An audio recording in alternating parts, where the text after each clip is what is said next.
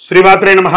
Sadhguru జ్యోతిషాలయం 2025 November రాశి ఫలితాలని మనం ఇప్పుడు తెలుసుకోబోతున్నాం. అదేవిధంగా గురు అతిచార గోచార ఫలితాలుగా చూసుకుంటే వృషభ రాశి వారికి ఎలా ఉందంటే, గురు గమన ప్రారంభం 2025 అక్టోబర్ 18, గురు కర్కాటక రాశి ప్రవేశం ఉచ్చస్థితి. వృషభం వారికి కర్కాటక రాశి 3వ ఇల్లు, సహోదర స్థానం అని కూడా చెప్పడం జరుగుతుంది. ధైర్యం, మాట, ఆలోచన, ప్రయత్నం, శ్రమ అన్నీ కూడా కలిసి వస్తుంది. సోదరుల ద్వారా మంచి ఫలితాలు, సోదర సోదరిమణుల ద్వారా మంచి ఫలితాలు వచ్చే అవకాశాలు ఉన్నాయి. కాస్త భయం తగ్గుతుంది. సాహసోపేతమైనటువంటి నిర్ణయాలు తీసుకునే అవకాశాలు ఉన్నాయి. మీరు మాట్లాడే ప్రతి మాటకు విలువ పెరుగుతుంది సమాజంలో. సోదరుతో ఉన్న విభేదాలు ఏమన్నా తొలగిపోతాయి. ఆస్తి తగాదాలు ఏమన్నా ఉంటే వృషభ రాశి వారికి అవన్నీ తొలగిపోతాయి. సామాజిక వర్గంలో ఉన్నత స్థాయి వాళ్ళ యొక్క పరిచయాలు పెరుగుతాయి. విద్యాపరంగా మంచి సమయం అని చెప్పచ్చు.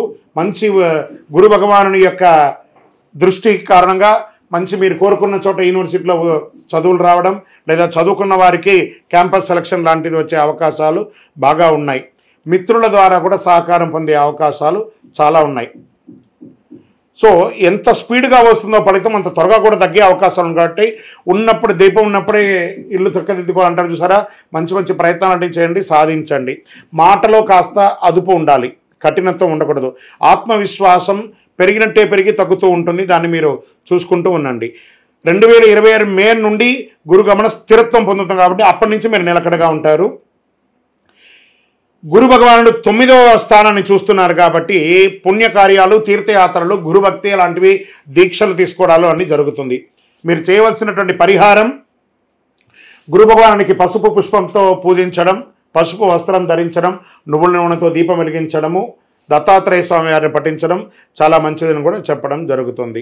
జ్యోతిషాస్త్రీత్యా ద్వాదశ రాశుల్లో 2వ రాశి అయినటువంటి వృషభ రాశి మిత్రులారా, ఈ నెల మీకు నవంబర్ నెల గోచార గ్రహస్థితులను దృష్టిలో పెట్టుకొని సూర్యుడు 7వ స్థానంలో, చంద్రుడు ప్రతి 2.5 రోజులకి మారుతూ, కుజుడు 3వ ఇంటిలోను, బుధుడు 7వ ఇంట్లోను, బృహస్పతి 1వ ఇంట్లోను, శుక్రుడు 5 మరియు మాసు తిథిలో 6వ ఇంట్లోను, శని భగవానుడు 10వ ఇంట్లోను, రాహు 11వ ఇంట్లోను, కేతు 5వ ఇంట్లోనూ ఉన్నారు ఈ నెలంతా కూడాను.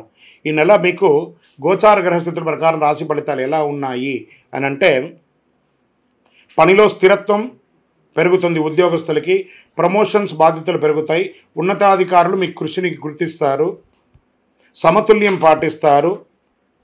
ప్రభుత్వ సర్వీసు, డిపార్ట్మెంట్ రివ్యూ వంటి విషయాలు మీ మీద బాగా జరుగుతూ ఉంటుంది కాబట్టి మీ యొక్క పనితీరు ఎలా ఉందని చూస్తూ ఉంటారు. వ్యాపార పరంగా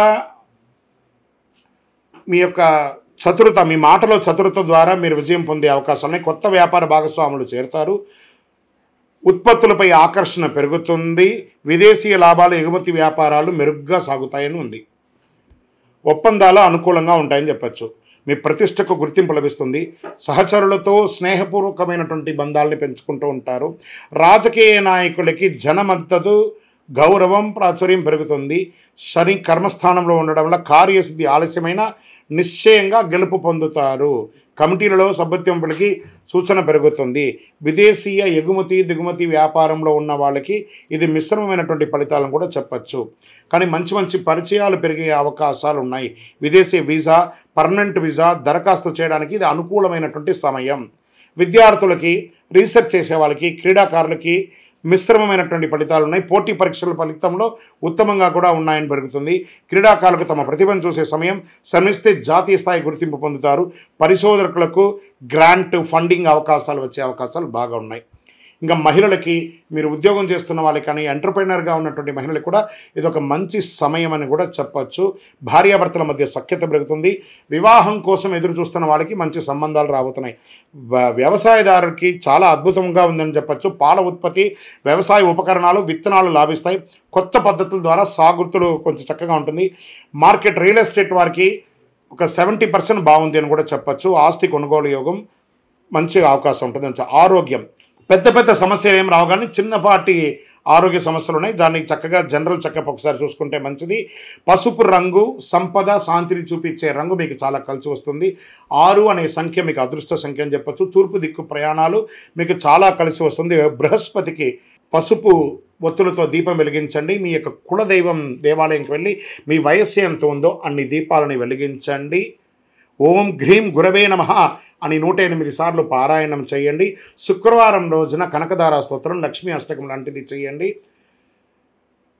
ఇంకను మీ వయస్సు ఎంత ఉందో అన్ని దీపాలు వెలిగించండి. మీ యొక్క వ్యక్తిగత జాతకం మా ద్వారా తెలుసుకోవాలి అని అనుకుంటున్నారా?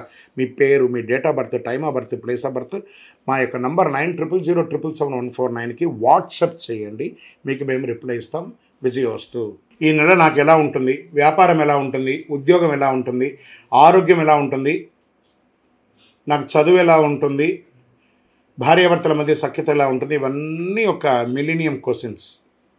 రకరకాలైన ఛానల్స్, రకరకాలైనటువంటి మాటలు అన్నీ వింటూ ఉంటే దేన్ని నేను వినాలి, ఏది చేయాలి అనేది ఒక క్వశ్చన్స్లోని అందరూ చూస్తుంటారు. గోచార గ్రహస్థితులు అన్నింటినీ దృష్టిలో పెట్టుకొని ప్రతి ఒక్క వ్యక్తి యొక్క స్త్రీ పురుషులు అందరినీ దృష్టిలో పెట్టుకొని చెప్పడం జరుగుతుంది. ఈ యొక్క జాతకం అనేది ఈ గోచార గ్రహస్థితి ద్వారా మీ వ్యక్తిగత జీవితానికి ఒక 30 నుంచి 40% మాత్రమే వర్తిస్తుంది. మీ యొక్క వ్యక్తిగత జాతకం తెలుసుకున్నప్పుడు మాత్రమే సంపూర్ణ ఫలితం అనేది వస్తుంది.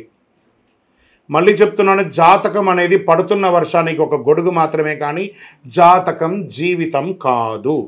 నేను ప్రతిసారి చెప్తూ ఉంటాను, మీరు మిమ్మల్ని నమ్మండి, మీ ఇష్టదైవాన్ని ప్రార్థన చేయండి, జాతకాన్ని ఒక అడిషనల్గా నిత్య జీవితంలో ఒక పార్ట్గా పెట్టుకోండి, కానీ జాతకమే జీవితం కాదు.